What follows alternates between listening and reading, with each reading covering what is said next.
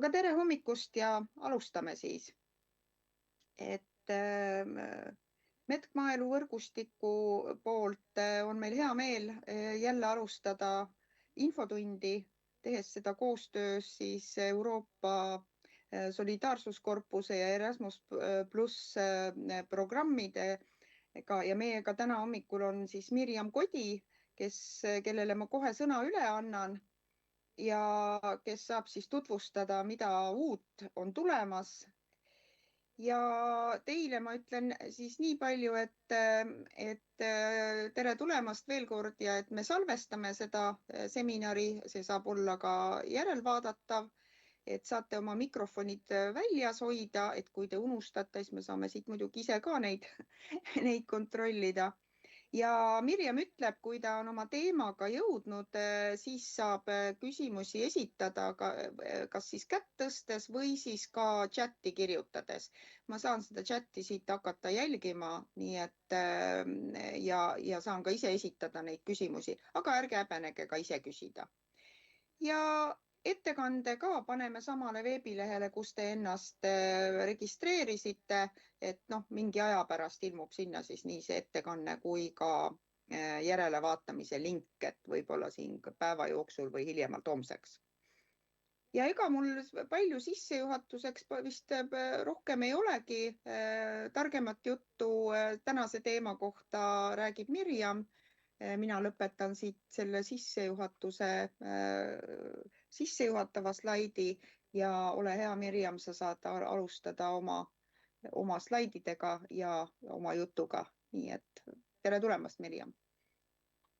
Hallo, tere hommikust. Tere kõigile minu poolt. Mina olen Mirjam Kodi, Haridus- ja Noorteameti sellisest osakonnast nagu Erasmus Plus Euroopa Solidaarsuskorpuse agentuur.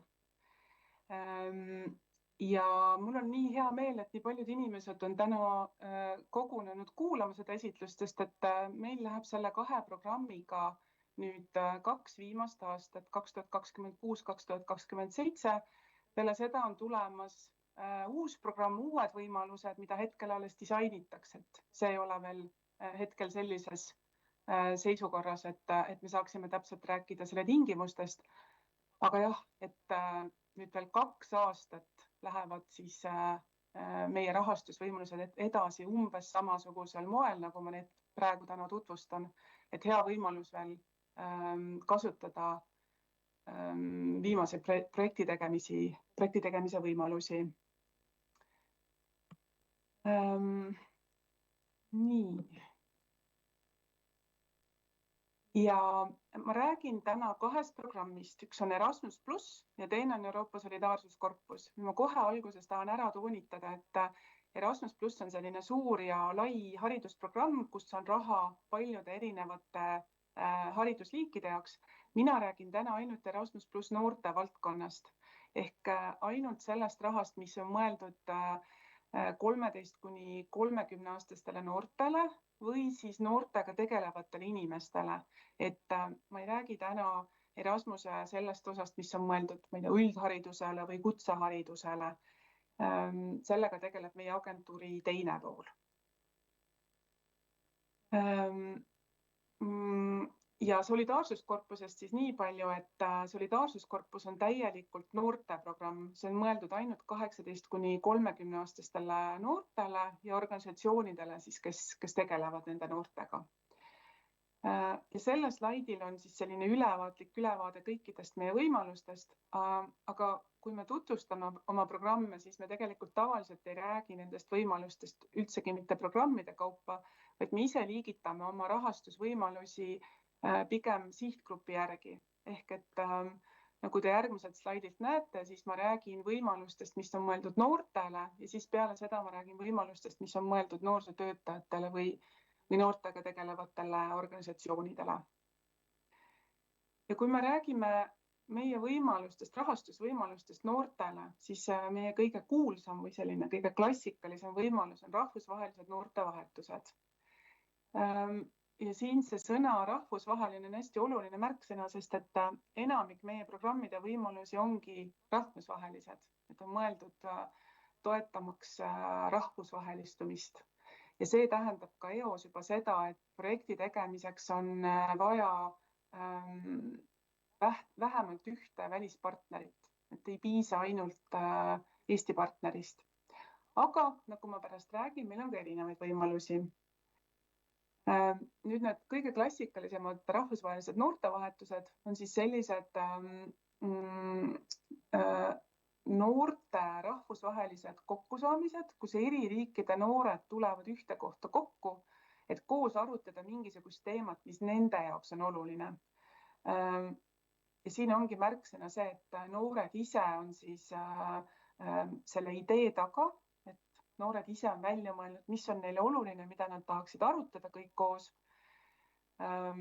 Ja ideaalis noored võiksid mõelda ka natukene nende meetodite peale, et milliseid meetodeid kasutada, et omavahel seda arutelu läbi viia. Ja ma olen siis siia selle slaidi peale ka välja toonud, et noortevahetused ei ole laagrid, et nad on natukene nagu selles mõttes väliselt noortelaagri formaadiga, et toimub samasugune kokkutulemine, koos tehakse tegevusi, koos ööbitakse, koos veedetakse vaba aega, aga erinevalt laagrist, kus nagu laagri põhieesmärgiks võib olla puhkamine või koos vaba aja veetmine, siis noortevahetuse eesmärgiks peaks olema koos millegi õppimine, näiteks läbi siis selle, et arutatakse mingisugust endaks huvitavat teemat. Aga see õppimine siis ei toimu nii nagu koolis, vaid et see peaks toimuma mitte formaalse õppemeetoditega ehk selliste noortepäraste lõbusate meetoditega. Ja siis see slaid on tehtud sellises hästi ülevaatlikus vormis, et ma ei ole toonud siia välja täpseid kulukategooriaid, mis on programmijuhendis ette märgitud ja summasid, vaid lihtsalt üldiselt, et mis tüüpi kulusid siis programmi toetusabil on võimalik katta. Ja igaks juhuks, et kui kellelgi tekib kohe see küsimus ja ärevus, et aga millest me täpsemalt räägime, siis esitluse lõpus mul on ka viited meie kodulehele, kust siis saab minna ja täpsemalt tutvuda täpsete tingimustega. Siis järgmine tegevustüüp Erasmus+ programmis on noorte osalusprojektid. Ja need on üks selline tegevustüüp, millele me tahaksime just maapiirkonnas noortega tegelevate inimeste tähelepanu juhtida, sest et siin saab teha nii rahvusvahelisi tegevusi kui ka või isegi eelkõige kohalikke tegevusi. Et noorte osalusprojektid on mõeldud selle jaoks, et 13–30-aastastest noortest kasvatada aktiivseid kodanikke, et juhtida noorte tähelepanu sellele, et ka nemad saavad aktiivselt kaasa rääkida oma elu või oma kodukoha kujundamises. Ja osalusprojektid on hästi huvitavad selles mõttes, et neid saavad algatada noored ise. Näiteks oletame, et teil on oma kohalikus omavalitsuses sellised hästi aktiivsed noored, ma ei tea, näiteks õpilasomavalitsus, keda huvitab selline demokraatlik aktiivsus, demokraatia teemad ja nad on ise välja mõelnud mingisuguseid tegevusi, mida nad tahaksid teha.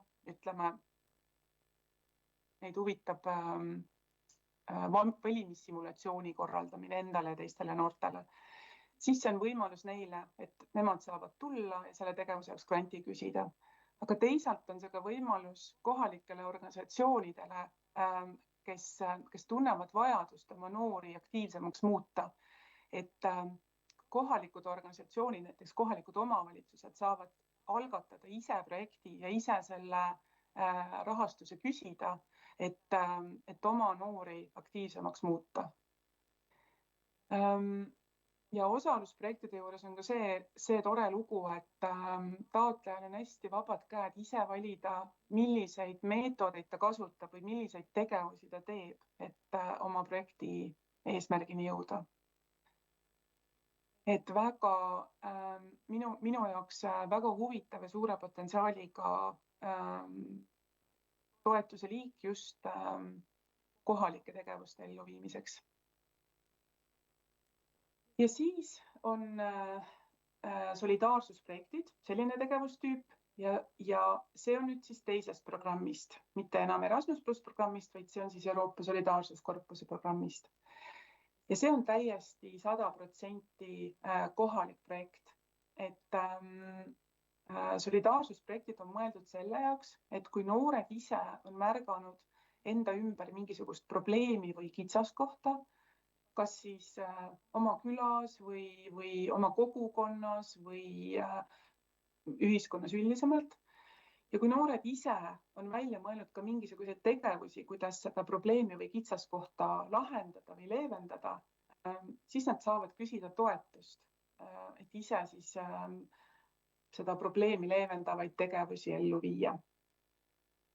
Et jällegi üks selline tegevustüüpis minu meelest eriti hästi sobib maapiirkondade noortele ja seda rahastust ongi väga palju kasutatud, et selliste tõesti nagu kohalike väikealgatuste ellu viimiseks, kus on tõesti, ma ei tea, meie küla noored on raha küsimas või külaselts või rahvamaja või mingisugune kohalik väike noortekeskus oma noortekeskusele või mõnikord tahetakse teha näiteks 2 küla koostööd. Et väga hea rahastus, et just selliseid väikeseid kohalikke asju ellu viia. Ja siin nüüd lihtsalt tuleb tähele panna, et kui need 2 esimest rahastusvõimalust Erasmus+ programmis, mis ma tutvustasin, on mõeldud noortele alates vanusest 13, siis nüüd see viimane võimalus, solidaarsusprojektid, see on mõeldud vanematele noortele. Seal peab olema taotlemas vähemalt 5 noort vanuses 18–30. Et ühest küljest see on väga kitsendav, arvestades Eesti kohaliku noorsootöö põhiliste sihtgruppide vanust.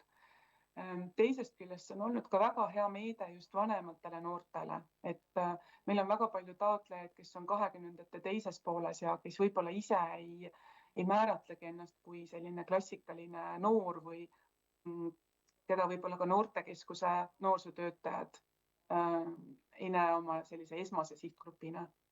Aga jah, väga hea rahastus, et just selliseid vanemaid noori kaasata. Ja siis on noortele veel 2 erinevat rahastusvõimalust, millel paraku on väga sarnane nimi.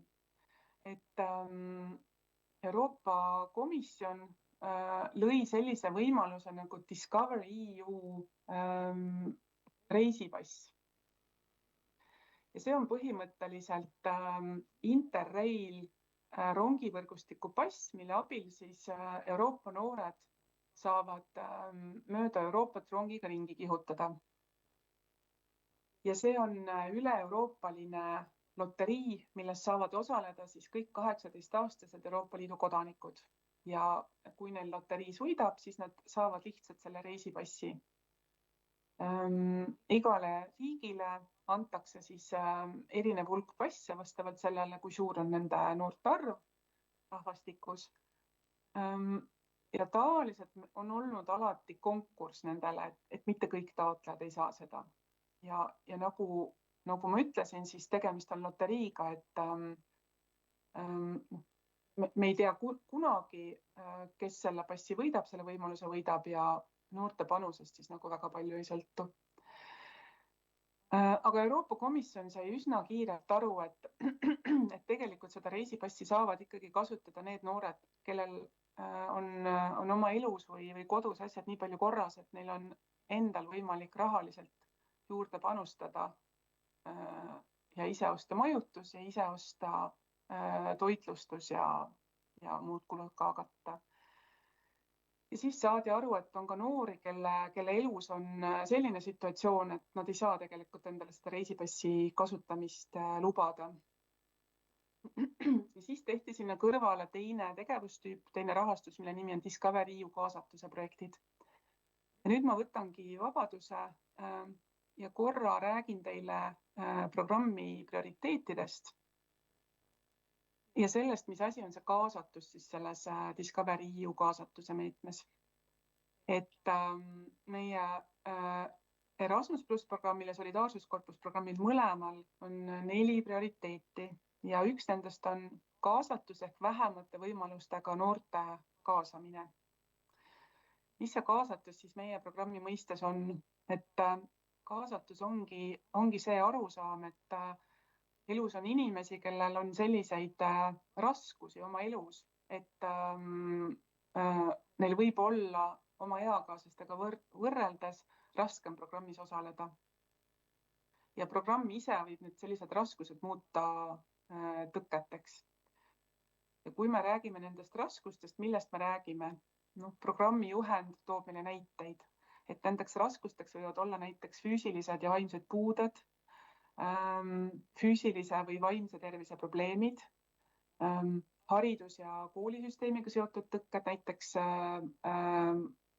noored, kelle haridustee on katkenud või kellel on koolis suured probleemid, kultuurilised erinevused, noored, kes on hoopis teisest kultuurist pärit kui see, kus nad on elama sattunud, sotsiaalsed tõkked, noored, kes on väga rasketest sotsiaalsetest oludest pärit, majanduslikud tõkked, vaesuses või vaesuse riskis olevad noored, NEET-noored, pikaajalised töötud.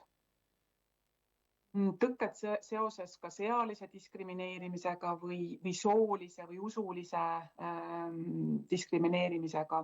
Ja siis viimaks, mis on maapiirkondade puhul eriti oluline tähele panna, geograafilised tõkked. Et loomulikult kõik inimesed, kes maapiirkonnas elavad, neil ei ole geograafilisi tõkkeid, aga ka Eestis on tegelikult piirkondi, kus elavatel noortel ei ole head ligipääsu noorsootööle või rahvusvahelisele noorsootööle. Või isegi kui neil on keegi, kes pakub noorsootöö teenust ja kes on ka valmis neid rahvusvahelistesse projektidesse kaasama, siis neil võib olla lihtsalt väga aja ja raha kulukas, et minna kuhugi välismaale oma kodukohast, et nad võivad vajada lisatoetust. Ja kui ma nüüd hüppan tagasi selle Discovery EU kaasatuse projektide juurde, siis Discovery EU kaasatuse projektid on siis see Interrail rongipass pluss väike elamise toitlustusraha sedasorti noortele, kellel on siis oma elus selline takistus, mis ei lase neil eakaaslastega võrreldes sama kergelt minna reisima. Ja seda rahastust on meil küsinud mitmesugused puuetega noortega tegelevad organisatsioonid, nii vaimse kui füüsilise puudega, aga seda on küsinud ka mitmed maapiirkonnas tegutsevad mitmed maapiirkonnas noortega tegutsevad organisatsioonid. Just näiteks mingisugustest väikestest külakohtadest. Ja oma taotluses nad ongi välja toonud selle, et nad asuvad lihtsalt transpordisõlmedest ja reisima minekuks vajalikest rahvusvahelistest rongi või lennuühendustest nii kaugel, et ilma toetuseta noortel tegelikult jääks reisima minemata.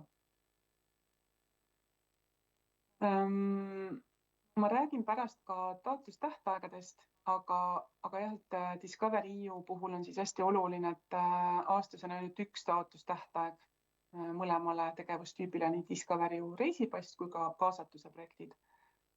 Et kui see pakub kellelegi kuulajale huvi, siis ma soovitan teil küll peale seda esitust minuga ühendust võtta ja me saame sellest omavahel edasi rääkida ja ma saan pakkuda ka personaalset nõustamist. Mirjam, ma küsiks juurde. Ma siin proovisin seda kätt tõsta, aga võib-olla sa ei märka ka, et igaks juhuks sellest teemast, mida sa praegust käsitlesid, sellest kaasamisest ja kaasatusest ja mõtlesin just, et kui see nimekiri hakkab pihta sellest, et erivajadustega noored ja nii edasi, siis võib-olla need sotsiaalsed või geograafilised tõkked, et ütleme, et kui suured need tõkked peavad olema, et inimene või julgeks tulla ja kuidas te neid hindate ja kas seal toimub ka loterii. Toon lihtsalt sulle näite, et näiteks ei pruugi olla võimalik anda ka isegi väikefirma või perefirma omanikel, kellel on võib-olla seal kuude lõikes, eks ole, erinevad sissetulekud, et see võib-olla keskmine kuu tuleb seal kuskil, eks ole, 1000 eurot, et võib-olla 1500 isegi, et kas ma saan sellele lapsele anda kaasa ja sellele noorele, see 18 plussile, see, kes läheb reisile, et kas siis juba võiks nagu küsida ja uurida teie käest, et mul lihtsalt ei ole nagu, et kuidas öelda, me nagu ühest küljest saaksime hakkama, et kas tasub tulla küsima, et võib-olla ma ikkagi olen see grupp, eriti kui ma olen nagu maapiirkonnast. Et see palk on, töökoht on, et ma ei ole ju nagu, ma ei tunne, et ma oleks mingisugune sotsiaalselt väga, ma ei tea, eristunud või halvas olukorras, et selline küsimus sulle praegust. Et see on väga hea küsimus. Meie piibel nii meile agentuurina kui ka taotlejatel on sama asi, see on programmijuhend ja programmijuhend lihtsalt ütleb, et see peab olema seal põhjendatud. Ehk et meil ei ole mitte mingisugust muud võimalust, kui hinnata seda, mis on taotluses kirjas. Et hoolimata seda, mida me võime ise selle sihtgrupi kohta teada hindajatena või mida me võime olla teada saanud eelnevast vestlusest taotlejaga, me peame otsuse tegemisel lähtuma sellest, mis on taotluses kirjas. Ja mis seal siis peab olema kirjas tegelikult on see, et siin on mängitud nagu kahe mõistega, et raskused ja takistused. Et näiteks ma toon mingi suvalise näite, et näiteks inimene, kes elab Hiiumaal, see, et ta elab eraldatud saarel, millel ei ole rahvusvahelist lennujaama, see ei tähenda automaatselt, et kõik Hiiumaa inimesed on vähemate võimalustega. Küll aga igal inimesel võib olla mitmeid raskusi oma elus, eks ju, ja kui need liituvad, siis sellest võib tekkida selline tõke, et programmis osalemine on talle raske. Et jah, kõik Hiiumaal elavad noored või inimesed ei ole kindlasti vähemate võimalustega, aga kui tegemist on kuskil Hiiumaa tagaotsas elava noorega, kellel endal ei ole mingisugust sissetulekut, kelle perel ei ole võimalik teda ei rahaliselt toetada, ega näiteks ka pakkuda seda võimalust, et keegi vanematest toob ta autoga Hiiumaalt lennujaama, siis selle noorel lihtsalt võib jääda sinna noortevahetusele tulemata väga sellisel lihtsal põhjusel. Ehk et see raskus tema elus võib muutuda tõkkeks, mis tal selles programmis ei aita osaleda. Ja sellest hoolimata ta võib oma elu ju, eks ju, väga õnnelikult ära elada. Ja samamoodi käib, sama võib öelda kõikide nende näidete kohta siin, et puue ei pruugi olla inimesele elus takistuseks, kui tema elukorraldus on niimoodi tehtud, et see arvestab selle puudega. Aga tal võib olla raske programmis osaleda, kui Erasmus Plus programmi projektis ei ole tema eripäradega arvestatud. Ehk et selline hästi ümmargune vastusave, aga me peamegi iga kord lähtuma sellest konkreetsest juhtumist ja veel täpsemalt, konkreetsemalt öeldes me peame lähtuma sellest, kuidas taotleja meile taotluses kirjeldanud, millised raskused on tema sihtgrupi elus ja miks need on tõkked tegevuses osalemisel. Küsin veel kahte asja, et kas ma tean, et nii-öelda tavalisele programmile on tekkinud siiski nii-öelda konkurss, et ei ole nii, et igaüks saab, et ikkagi loterii käib, aga kas selle erivajadustega programmil on ka konkurss või on seal võiks olla rohkem neid taotlejaid? Ja see on ka jälle väga hea küsimus, et see Discover EU kaasatuse meede on meil suhteliselt uus, see tuli alles paar aastat tagasi ja algusest oli tundmatu ja siis oli küll nii, et kõik, kes küsisid, said raha. Nüüd, kuna ta on juba paar korda meil olnud, siis ta on natuke tuntumaks muutunud, meil on ka juba tekkinud sellised organisatsioonid, kes on seda küsinud, on olnud rahul selle rahastusega ja on tulnud uuesti küsima, et konkurentsi ennustamine on tänamatu töö, kunagi ju ei tea ette täpselt, mis tuleb, aga ma küll ennustaks, et meil tuleb konkurents sellele rahale esimeses taotlusvoorus. et tasub tulla seda raha küsima, aga jah, et siis tasub hästi läbi mõelda, kuidas selgitada hindajale, et need noored on päriselt vähemate võimalustega. Igaks juhuks küsin su käest veel, et keegi ei pea ju tooma vanemate palgaväljavõtteid või siis ka mingisuguseid puudetõendeid, et siiski just, eks ole, et ikkagi kirjeldad. Me ei küsi mitte ühtegi sellist konkreetset tõendit, isegi see on nagu keelatud, sest et see võib riivata nende inimeste õigusi või anonüümsust ja taotlejaid võib ja peabki kirjeldama või seda sihtgruppi, kelle heaks seda projekti tehakse, tulebki kirjeldada anonüümselt, mitte nii, et vot Mirjam, temaga meil on sellised suured probleemid, vaid et üldiselt, et meie organisatsioon tegeleb sellise sihtgrupiga või me teeme seda projekti oma küla noorte heaks ja meie küla noorte hulgas on palju selliste takistustega või selliste probleemidega noori. Et igal juhul julgustan küsima võib-olla juba üksikjuhtumeid sinu käest, et me ei saa siin ei oska võib-olla kõike välja tuua ja kui te vähegi kahtlete, aga tunnete huvi, et kas ma nüüd kuulun sinna, siis kindlasti tasub võib-olla võtta ühendust ja üle küsida. Ja millal sa ütlesid, et 1 kord aastas, kas see tähtaeg on ka juba teada, et kas me nendest kuupäevadest veel räägime või sa rääkisid juba?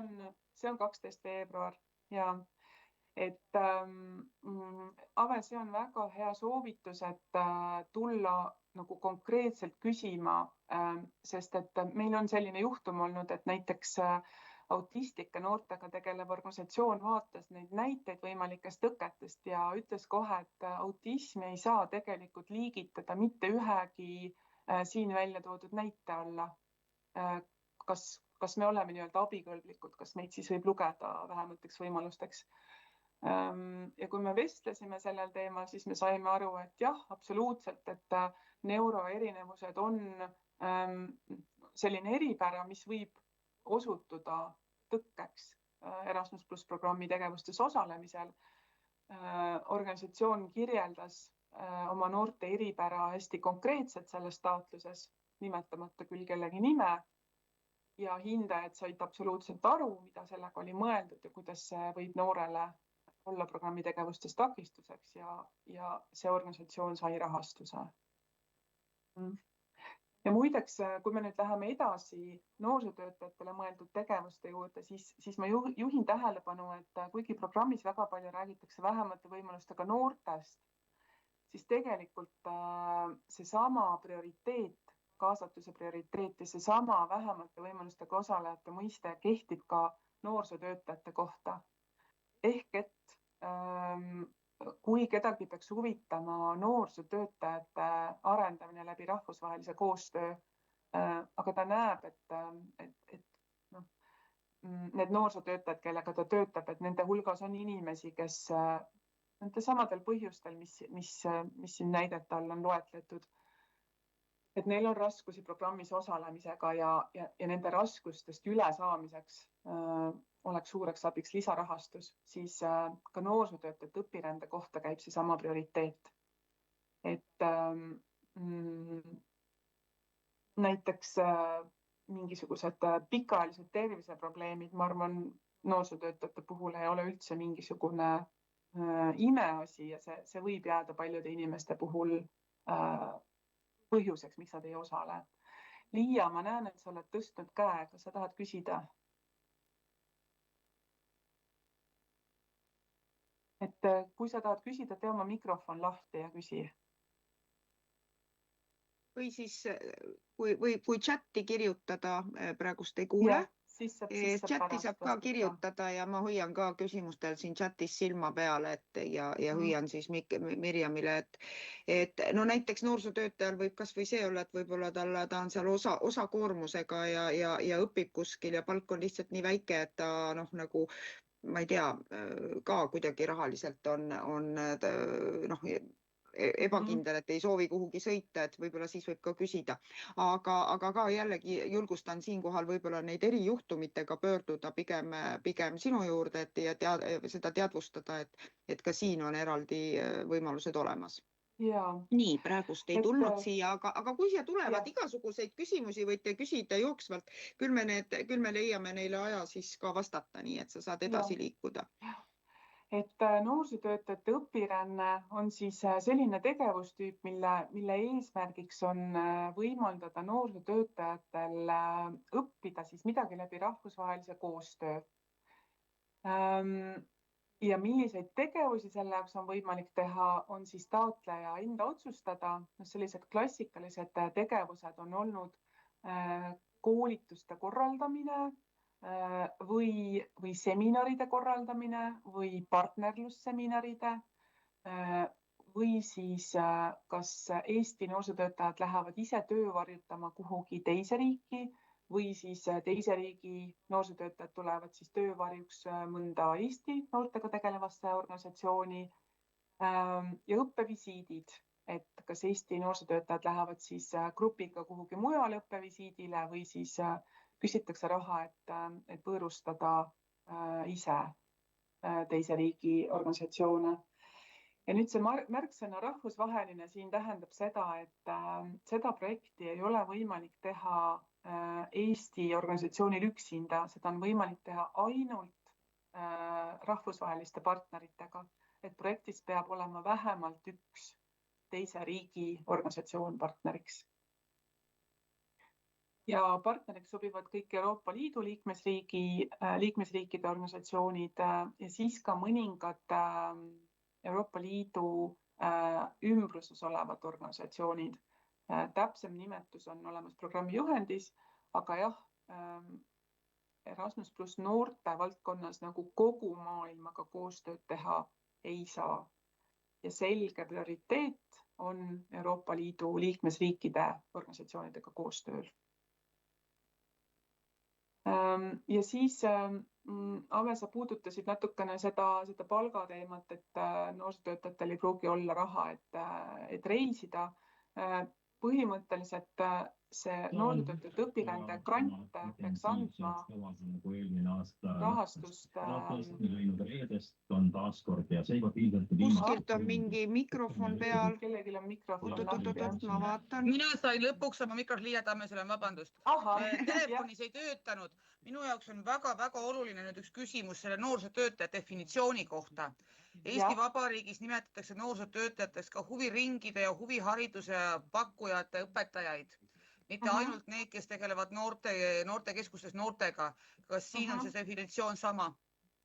Vot selles programmi juhendis meil ei olegi noorsootöötaja definitsiooni. Siin räägitakse lihtsalt noortega tegelevatest inimestest, sealhulgas nii nendest, kes on nii-öelda nagu palgalised või täiskohaga noorsootöötajad ja sellise ametinimetusega, kui ka vabatahtlikud noortejuhid ja noortega tegelevad inimesed sellistes organisatsioonides, kes ei olegi nagu klassikalised noorsootööorganisatsioonid. Ehk et näiteks on ka võimalik, et ma ei tea, looduskaitse seltsi noortega tegelev osakond või ma ei tea, lastekodudes sellega tegeleb. Lisaks Eestis me saame rahastada kõiki neid, keda Eesti seaduse järgi nimetatakse noorsootöötajateks, ehk jah, kõik huvihariduse töötajad ja lisaks ka koolide huvijuhid. Erahuvikooli õpetajad või erahuvikooli juht. Räägime näiteks konkreetselt robootikast siin, et mul on robootikakool, mul on õpetajad, kes õpetavad robootikat. Ükski meist tegelikkuses ei ole noorsootöötaja haridusega, mõned ei ole ka õpetaja haridusega, kui päris aus olla, neil on lihtsalt erialane inseneeriaharidus. Kas nemad kvalifitseeruks noorsootöötaja alla sellises mõistes? Ja absoluutselt kvalifitseeruvad ja meilt on saanud toetust nii sellised erahuvikoolid või MTÜ-d, mis pakuvad siis sellised huvihariduslikke tegevusi, kui ka meilt on saanud rahastust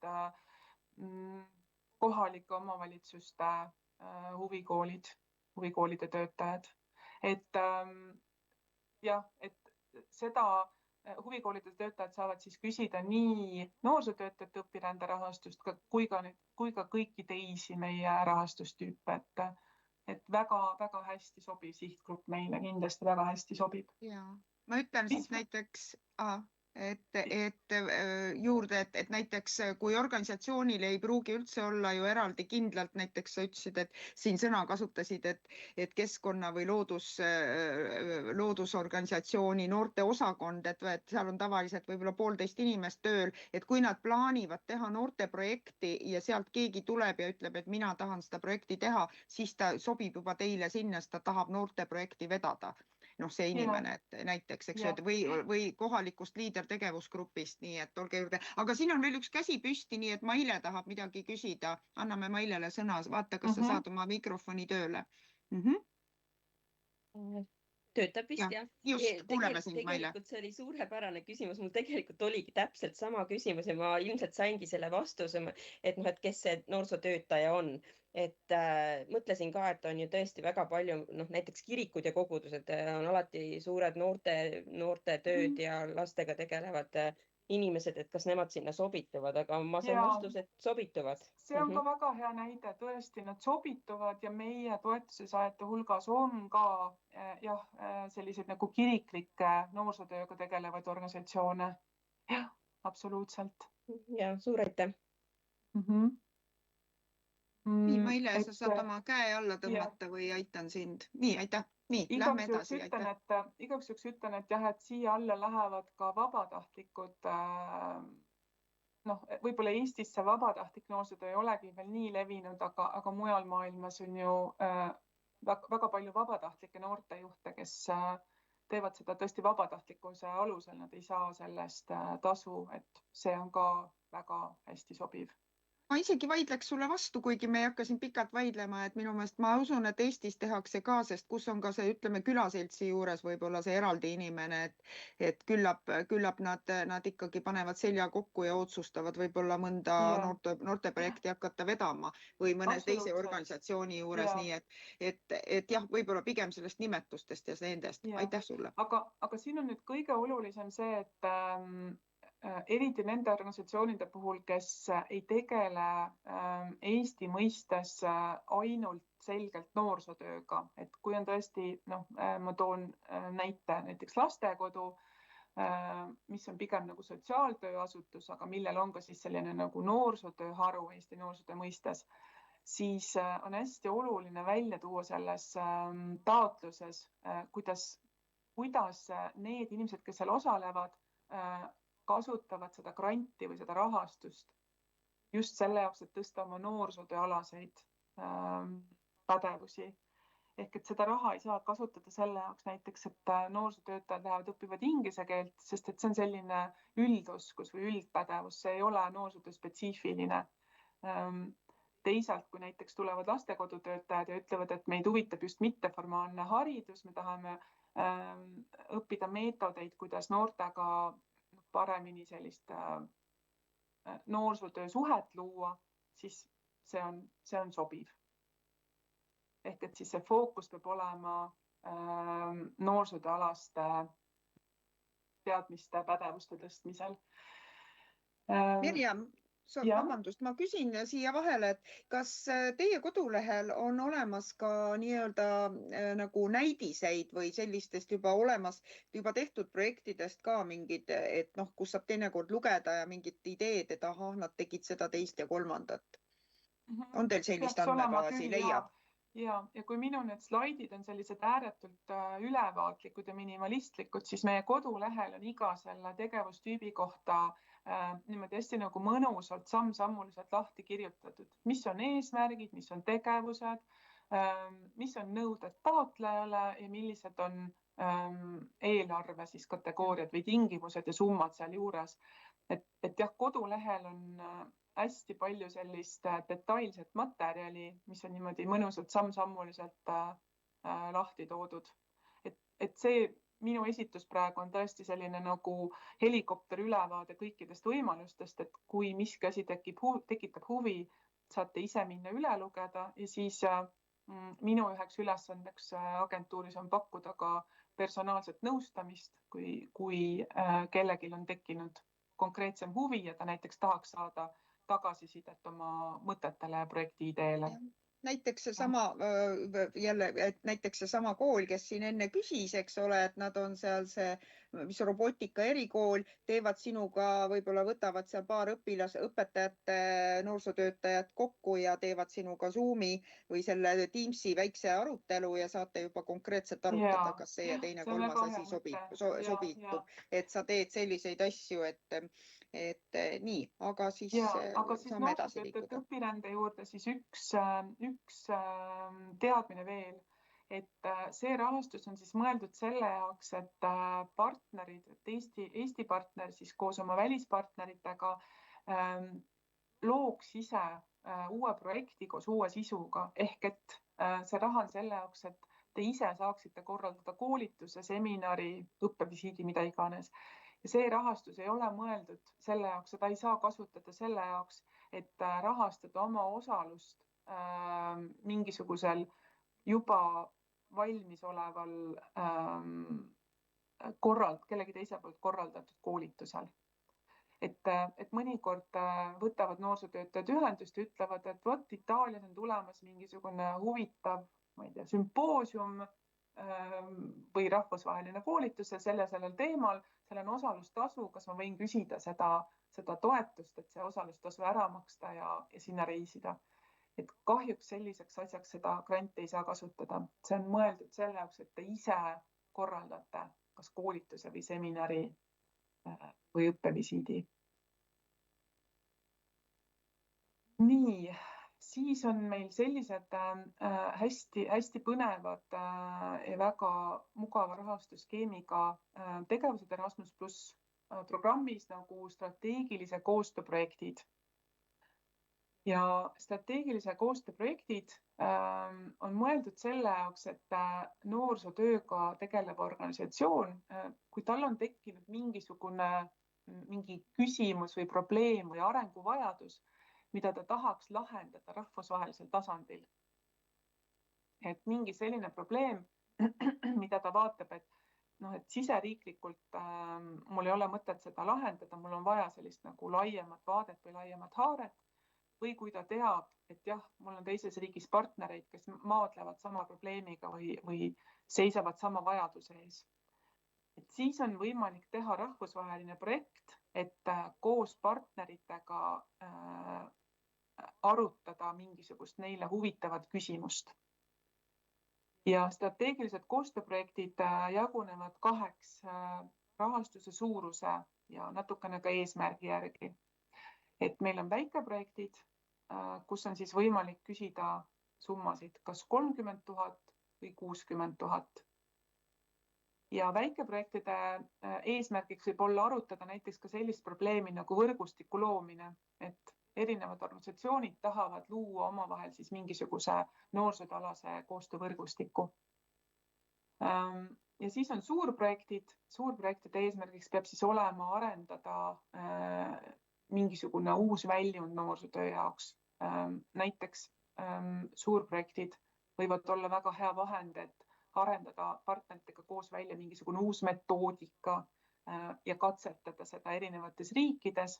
Nende katsetuste põhjal siis teha selles metoodikas täiendusi, tõlkida seda ja korraldada ka näiteks koolitusi noorsootöötajatele.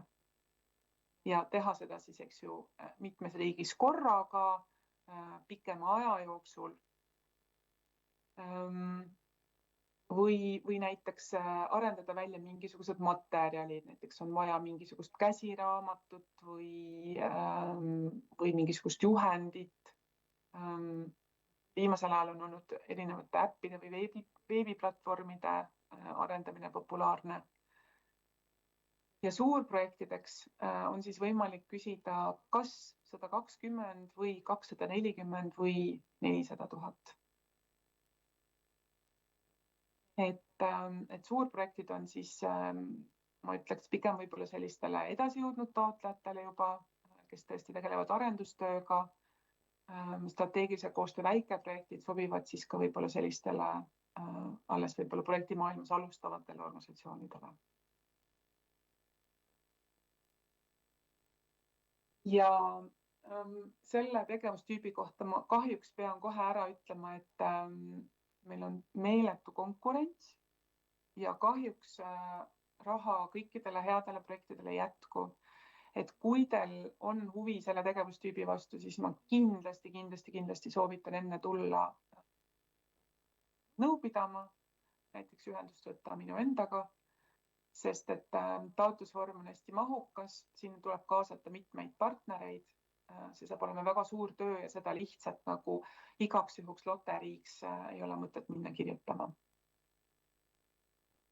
Nii, ja siis on mul siin slaidil veel kaks võimalust.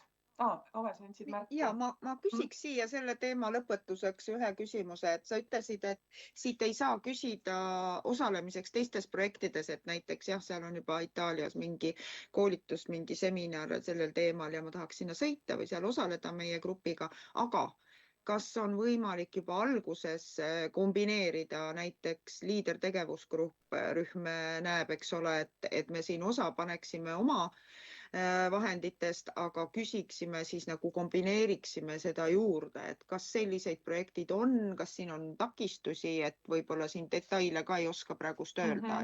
Ja, et sa tõid praegu sellise näite, et ma detaile tõesti siin ei oska öelda, aga rusikareegel on selline, et esimene rusikareegel on selline, et Erasmus pluss granti tohib kombineerida teiste rahastustega, et väga hästi sobib näiteks see, et kui te mingisugust projekti teete, aga vaatate, et teil jääb natuke eelarvet puudu, et te kaasate mingisugust teist rahastust, et meile see sobib. Ja teine rusikareegel on see, et projekti abil peab sündima midagi uut, et te ei saa nagu rahastada ühte ja sama kulu kahest allikast. Et see on kõikide grantide puhul põhimõte. Ahah, nii et lühike vastus on, et kombineerimine on võimalik ja kindlasti täpsustada üle, nagu sa ütlesid, et see on väga populaarne või palju taotlusi on palju, et tasub siin uurida ja täpsustada. Nii, aga kas me saame edasi liikuda? Ma ei praegust küsimusi mujalt ei vist ei ole. Ma tahtsin ära mainida, et nendele organisatsioonidele, kes on juba teinud palju projekte, kes vaatavad, et Erasmus projektid võiksid olla meie organisatsiooni töö üks osasid. Et me tahame iga aasta pakkuda oma sihtgrupile rahvusvahelise koostöö võimalusi läbi Erasmus plussi, siis on võimalik organisatsioonil taotleda endale Erasmus pluss akrediteering ja põhimõtteliselt akrediteering siis tähendab sellist kokkulepet agentuuri ja taotleja vahel, kus taotleja näitab agentuurile, et tal on pikaajaline plaan mitmel aastal teha projekte ja agentuur broneerib talle siis igaks aastaks summa. Ja see tähendab organisatsiooni jaoks seda, et ta ei pea iga aasta uuesti kirjutama projekti ja väga detailselt iga kord jälle siis nagu põhjendama ja tõestama oma projekti ideed, vaid selle asemel saab näiteks öelda, et me oleme noortekeskus, me tegeleme seda ja seda tüüpi noortega, igal aastal meil saavad olema seda ja seda tüüpi noored, eks ju, oma ümbrusest. Ja me tahame iga aasta neile teha ühe noorte vahetuse ja näiteks oma noorsootöötajate õpirände. Ja siis me iga aasta, me broneerime neile igaks aastaks selle summa. Ja pärast lihtsalt siis taotluse asemel tuleb teha ainult aruandlus, kus te siis räägite, et mida te siis konkreetselt tegite, et kas see noortevahetus oli nüüd keskkonnateemaline või huvitas noori, ma ei tea, koolitoidu teema arutlus. Ja kunagi oli seda võimalus seda Erasmus pluss akrediteeringut küsida kohe täitsa selle programmperioodi alguses, et meil on organisatsioone, kes selle küsisid 2021 aastal ja siis nad said selle alusel toimetada 27 aasta lõpuni.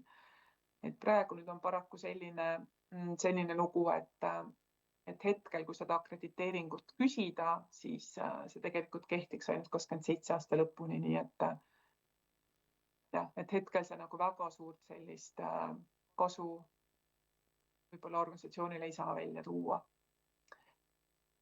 Nii, ja siis kõige viimane asi, millest ma tahtsin rääkida, on, kui ma tohin nii öelda, Ave, siis meie mõlema suur lemmik, ehk et Euroopa Solidaarsuskorpuse vabatahtlik teenistus.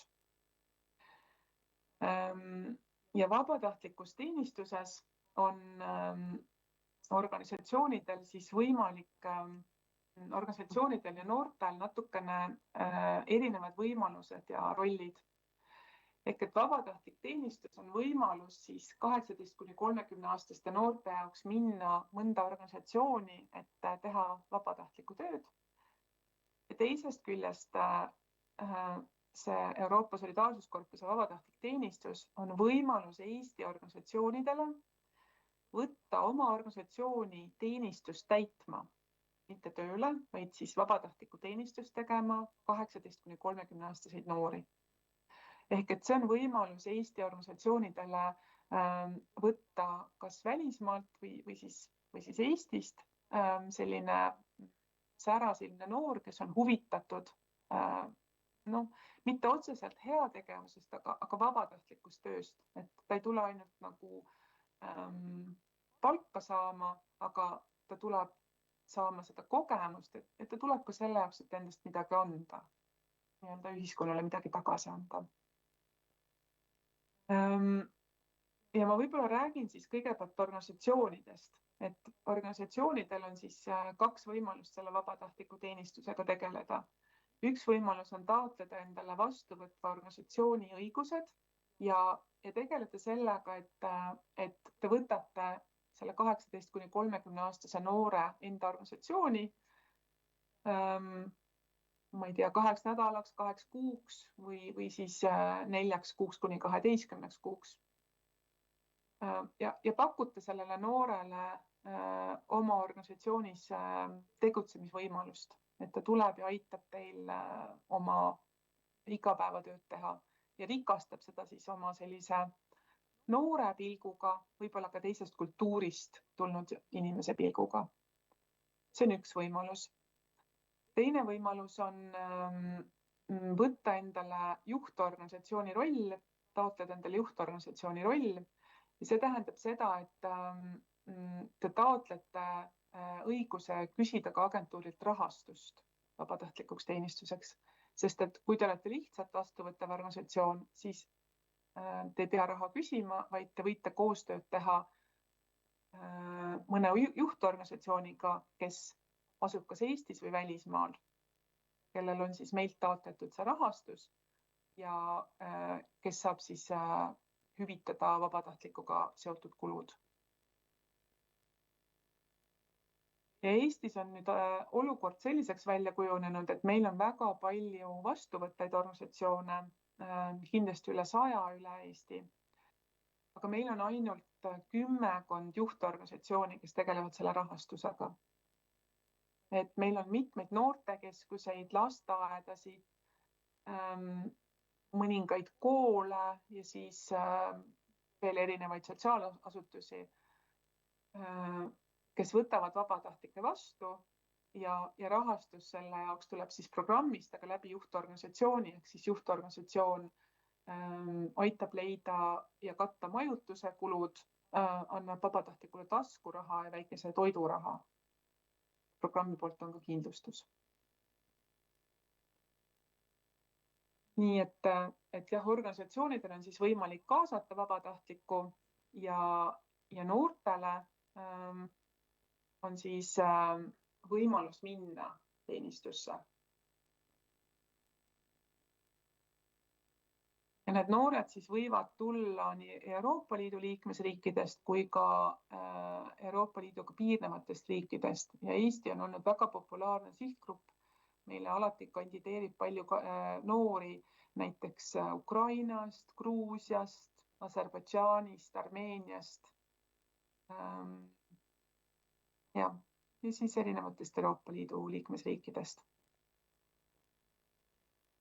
Ja teisalt kõik organisatsioonid, kes on täna kuulamas ja kes ise tegelevad noortega, kes on 18 saamas, siis teie saate siis oma noortele reklaamida sellist võimalust, et üks alternatiiv näiteks haridustee jätkamise või tööle minemise kõrval on minna maailma ja ennast avastama läbi vabatahtliku teenistuse.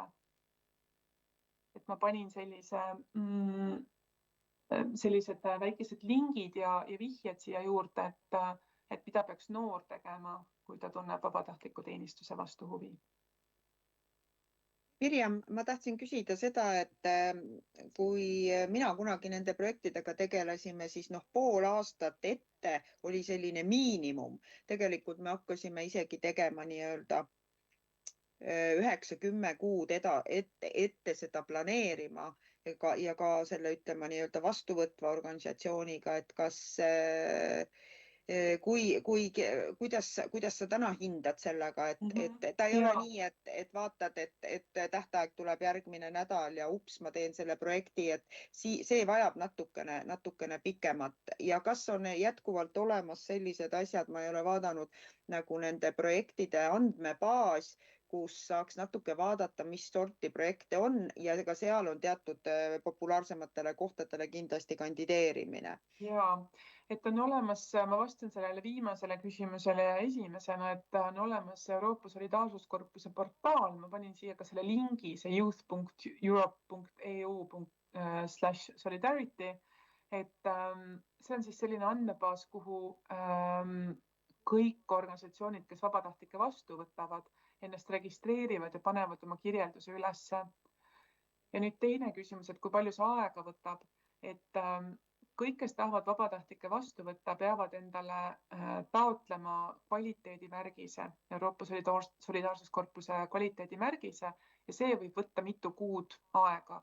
Aga kui see kvaliteedimärgis on saadud, siis juhtorganisatsioonidel on tegelikult rahastus olemas ja nendega on siis võimalik väga kiiresti ja inimlikult rääkida ja arutada siis omavahel läbi, et kui kiiresti oleks võimalus mõni noor leida. Ja põhimõtteliselt meie poolt siis selle jaoks ei ole mingit takistusi, et siis on see selle teise juhtorganisatsiooni koostööd, kui kiiresti te leiate sobiva noore. Et jah, et tänapäeva see käib palju kiiremini, ei ole enam sellist asja, et igale noorele, kes tahab minna vabatahtlikuks, tuleb kirjutada eraldi projekt ja taotleda selleks raha ja oodata vastust. Et selles mõttes see asi käib kiiremini. Kui teil on nüüd mõni noor, kelle puhul te mõtlete, et võiks talle seda asja soovitada, siis noore puhul see asi võib käia väga kiiresti. Et kõik, mida noorel on vaja, on siis mõni organisatsioon, kellel on õigus teda saata Eestist juhtorganisatsioon.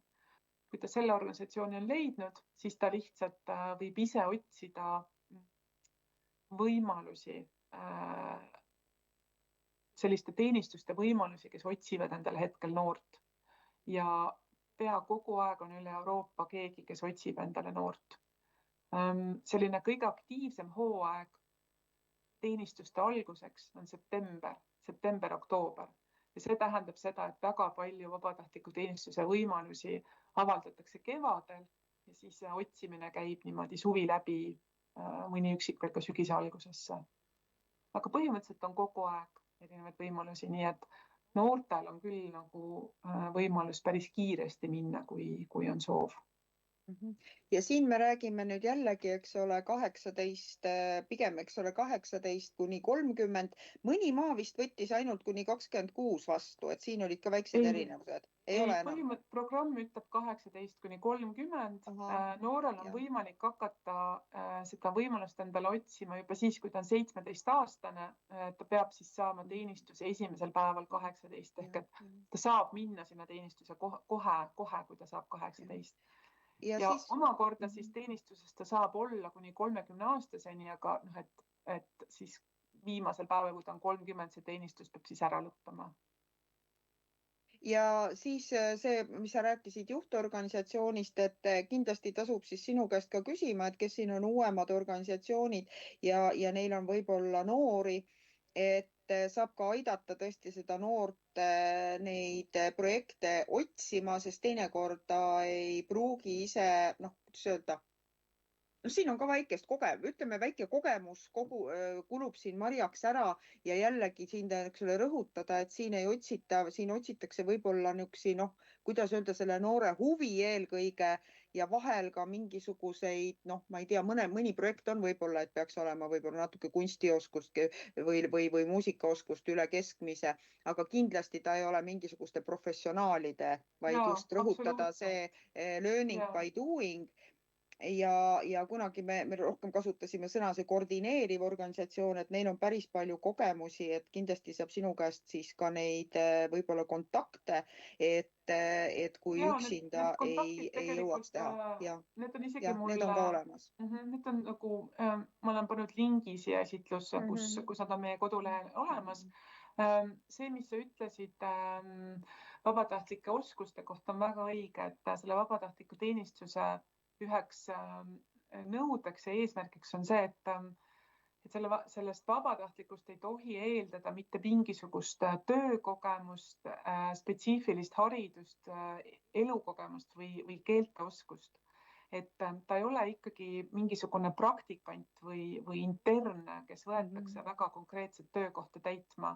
Et ta on vabatahtlik, kes tuleb andma sellele organisatsioonile lisandväärtust pigem läbi selle, ta on noor, tahtmist täis ja ta võib-olla tuleb teisest kultuurist ja toob natuke nagu sellise teise kultuuri vaadet teie tööle.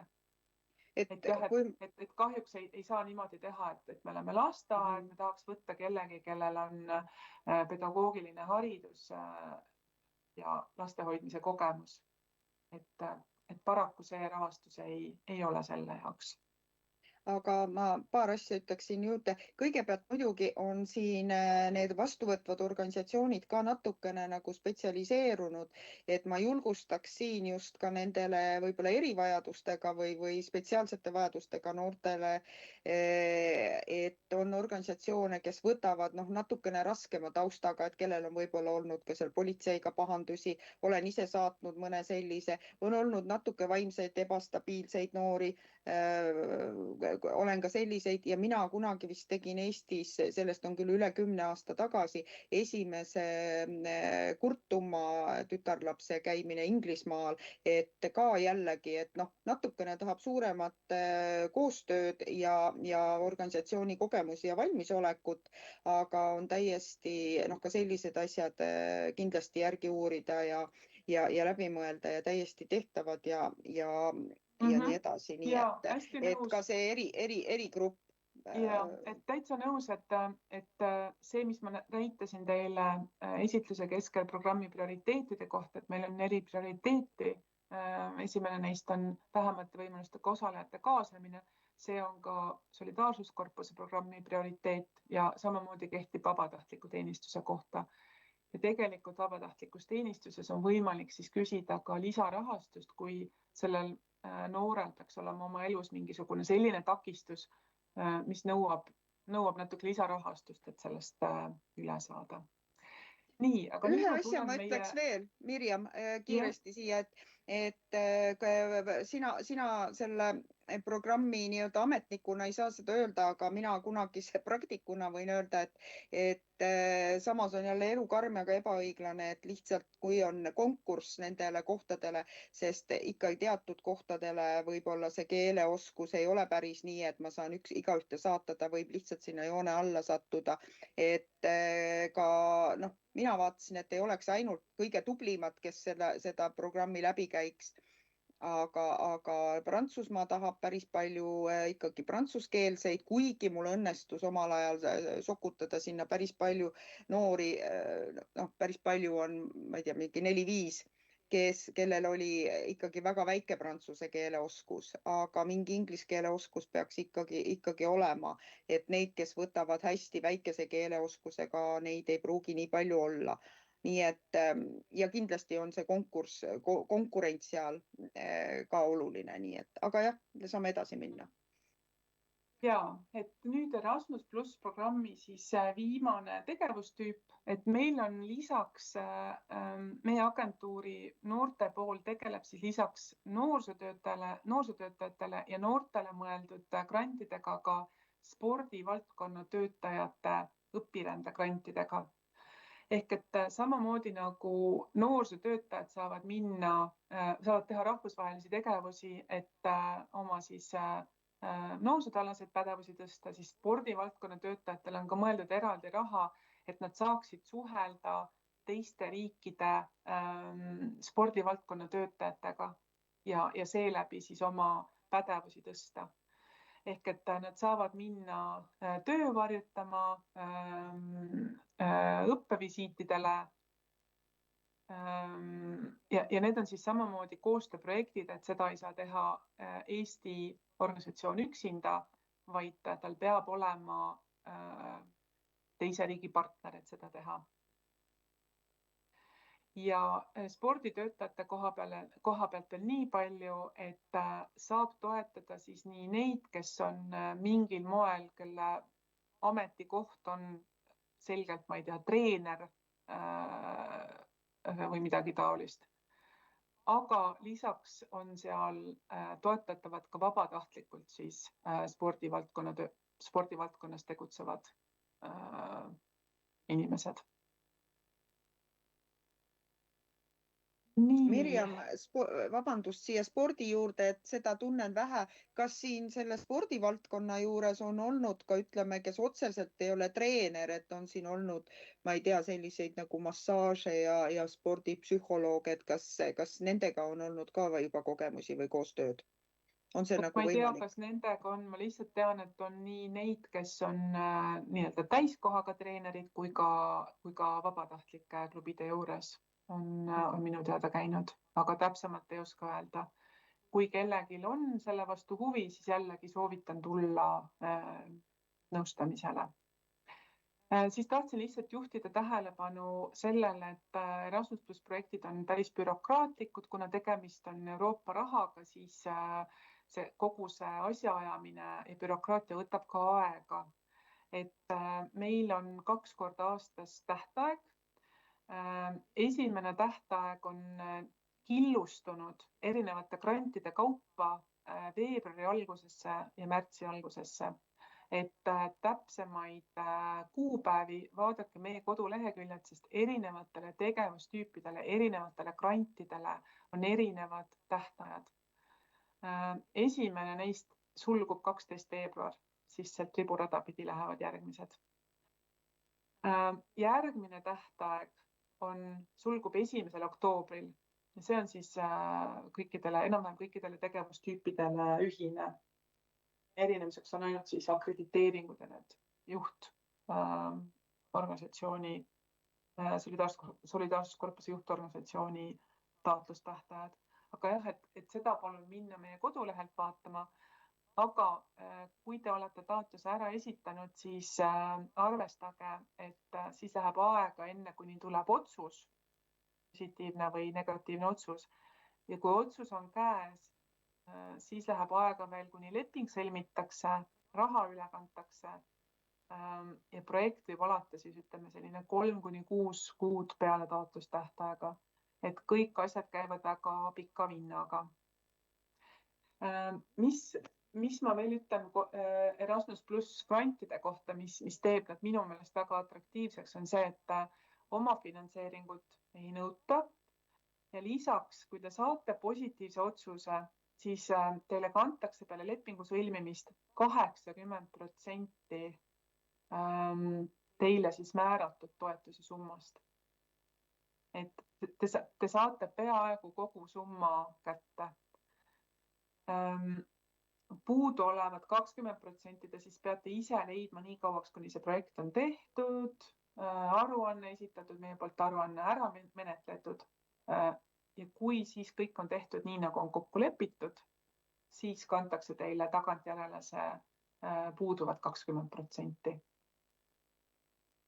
Et see on hästi tore, et ei ole kaasfinantseeringut, see on hästi tore, et ka väiksed organisatsioonid, kellel ei ole suurt eelarvet endal või rahakotti, et nad saavad tegevusteks mõeldud summadest 80% kätte. Nii, ja siis on üks asi veel, millele ma tahaksin teie tähelepanu juhtida. et me rääkisime sellest noorsootöötajate õpirände grantist kui võimalusest ise korraldada siis rahvusvahelisi õpirändeid. Aga kui te ei soovi ise midagi korraldada, siis te võite uurida, milliseid võimalusi meie teile välja pakume omalt poolt, kuhu te olete oodatud kandideerima. Ehk et meie agentuur ise korraldab Eesti-siseseid õpisündmusi, näiteks nagu see infopäev siin täna, aga me ka vahendame teiste agentuuride korraldatavaid tegevusi. Ja need teiste agentuuride sündmused võivad siis olla kas nii-öelda nagu füüsiliselt, need toimuvad kuskil teises riigis koha peal või nad võivad olla online. Igal juhul on need tasuta ja need on samamoodi avatud siis nii kõikidele noorsootöötajatele kui ka noortega tegelevatele inimestele. Et meil on näiteks ka selliseid sündmusi, just praegu Prantsusmaaga kavandame ühte sellist koostööd, kuhu me ootame maapiirkonnas noortega tegelevaid organisatsioone, näiteks väga hästi sobivad ka kohalikud omavalitsused. Ja need rahvusvahelised võimalused ei ole meil alati kõik aasta alguses kohe teada. Neid selgub jooksvalt aasta jooksul ja me paneme kõik võimalused jooksvalt üles oma koolitus- ja sündmuste kalendrisse, mis on meie kodulehel. Nii et seda tasub aeg-ajalt käia vaatamas. Ja nüüd rusikareegel on see, et nende sündmustel ei ole osalustasu. Ehk et see on teile osalemine on tasuta. Vastuvõtja katab siis nii koolitus-, majutus- kui toitlustuskulud ja Harno omalt poolt annab teile stipendiumi, et te saaksite ise oma sõidu planeerida. Ja sõidu nagu koduuksest kuni sinna kohta, kus teil on vaja minna. Ehk et näiteks, kui teie kodu asub sellises kohas, et esimesse rahvusvahelisse lennujaama pääsemiseks teil on vaja kasutada 3 transpordivahendit, siis need kõik saab sealt hüvitada. Ja enamik lõviosa nendest tegevustest on mõeldud noortega töötavatele spetsialistidele, aga mõnikord on ka selliseid üksikuid tegevusi, mis on mõeldud ka noortele.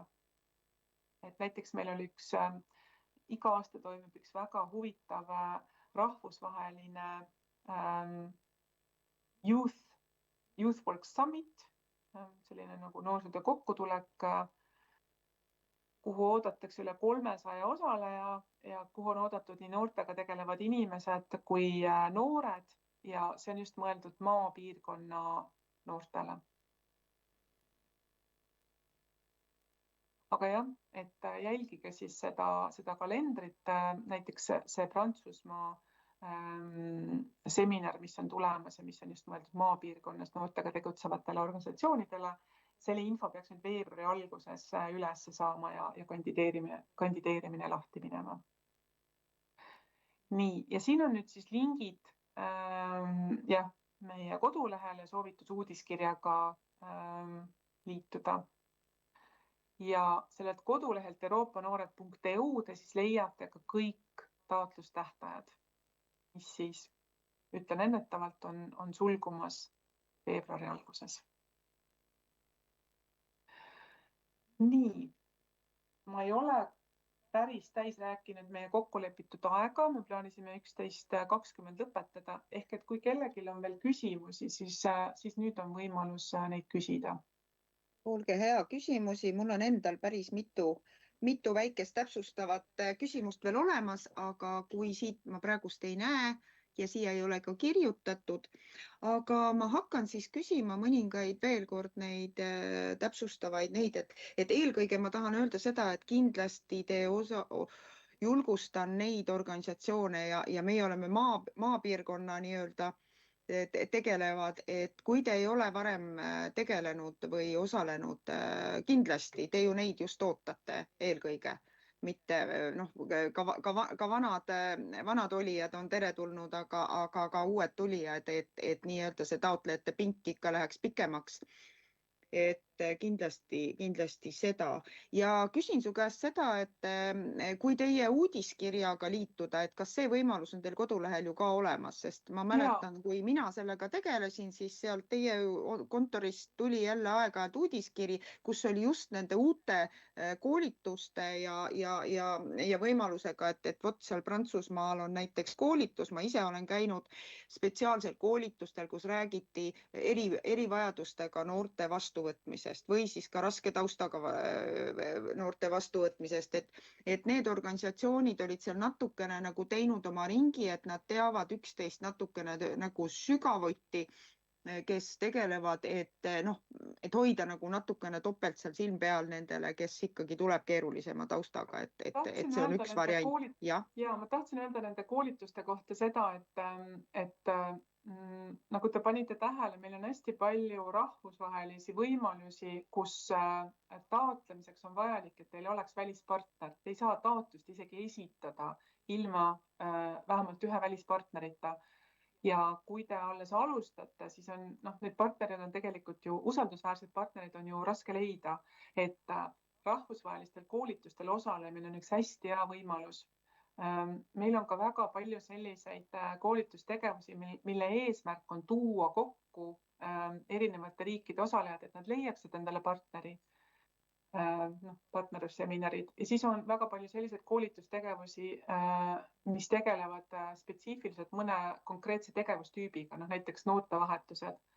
Et see ongi mõeldud selline tegevus, et te tulete kokku ja siis kogenud koolitajate abil leiate partnerid ja arutate huvitavaid projekti ideid ja võib-olla jõuate isegi projekti arendamiseni.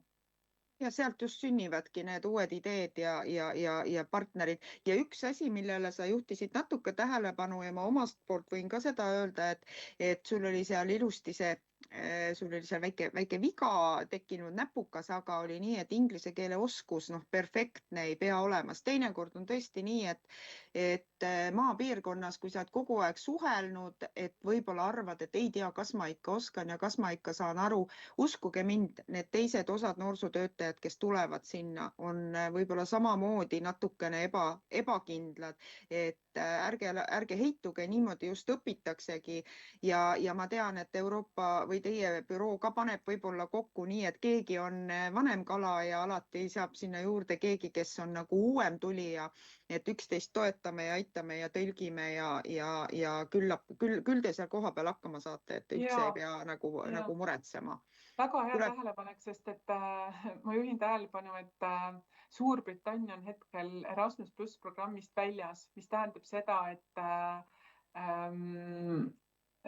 neid inimesi, kelle esimene emakeel on inglise keel, nendele rahvusvahelistele koolitustele praktiliselt ei satu. Et seal on kõik inimesed, need, kelle jaoks inglise keel on teine keel. Minu kogemus on küll selline, et Eesti noorsootöötajatel ei ole midagi häbeneda, tase on nagu väga neile jõukohane. Ja uusi ideid, uusi tutvusi, uusi projektialgatusi kindlasti. Ja just see on koht just nendest väiksematest ideedest. Nii, aga nüüd meil on üks käsi seal püsti. Ole hea, küsid. Ja, tere. Ma küsiks sellise asja, ma olen uurinud ja olen kuulnud ja uurinud ka, et Erasmus Sport on ka mingisugune variant, et kas Haridus- ja Noorteamet Eestis meil tegeleb ka sellega või see käib läbi mingisuguse muu organisatsiooni? Ja meil on ainult meil on ainult sporditöötajate õpiränne, ainult see on see asi, mis käib läbi meie agentuuri, et on olemas ka mingisugused suured koostööprojektid spordivaldkonnas, need käivad otse läbi Euroopa Komisjoni, need ei käi läbi Harno ega meie agentuuri, et selle kohta ma ei oska infot anda. Aga jah, et kui on mõni sporditöötaja, kes tahab teha mobiilsust või õpirännet mõne teise riigiga, siis selle jaoks on meil see väike rahastus.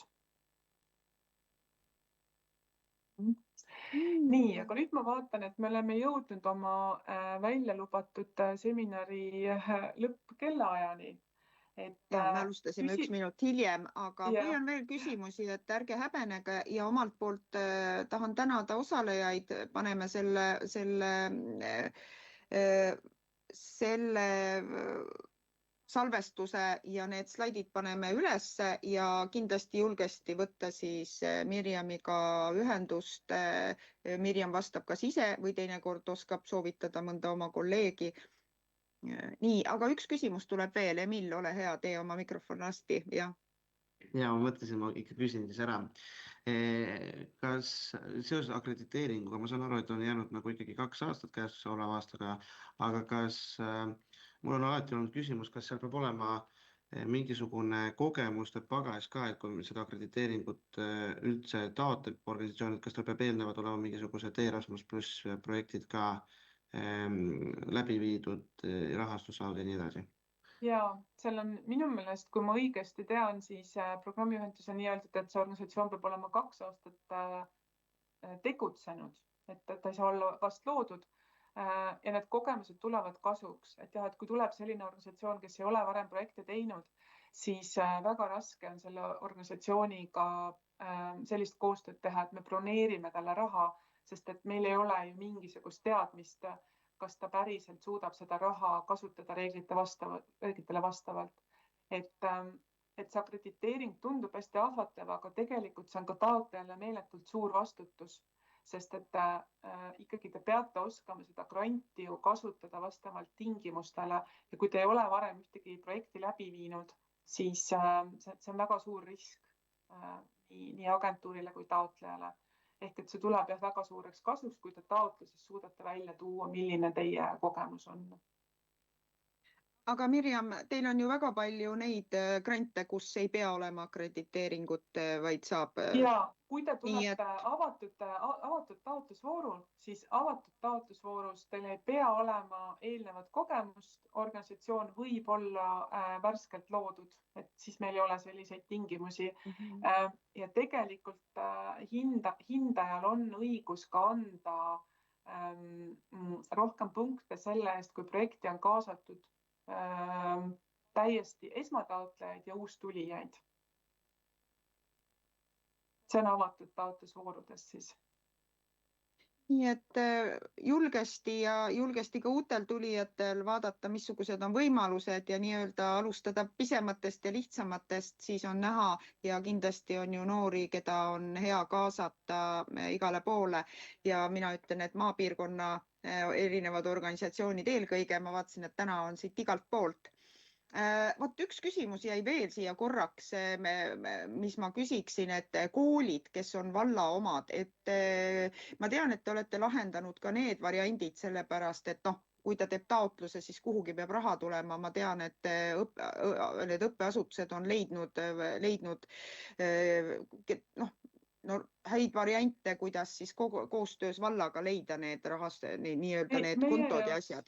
Meie jaoks ei ole mingisugune probleem, meie jaoks on täiesti abikõlblikud taotlejad, nii kohalikud omavalitsused kui ka nende allasutused, et koolidel on lihtsalt see asi, et nad peavad olema natukene tähelepanelikud, et neil on 2 Erasmust, nad võivad tulla, neil on oma Erasmus+ üldharidus, mis on natuke oma tingimustega ja Erasmus+ noortevaldkonna granti nad saavad küsida ainult sel juhul, kui nad plaanivad teha midagi mitteformaalset.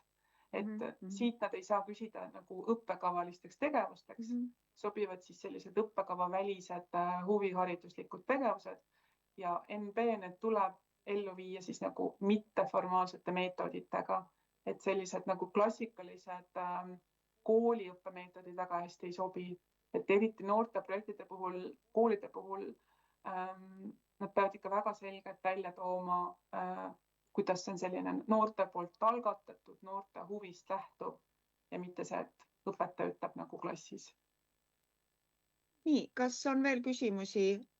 Kui ei ole, siis ma, Mirjam, väga tänan sind ja teeme järgmisigi koostöö selliseid aktsioone, kas online tutvustame oma sihtgruppidele või siis saate siit alati pöörduda otse ja küsida juba oma konkreetsete tegevuste jaoks. Et sellega me siis täna lõpetame. Kena päeva teile ja kõike head. Aitäh! Aitäh ja suhtlemiseni!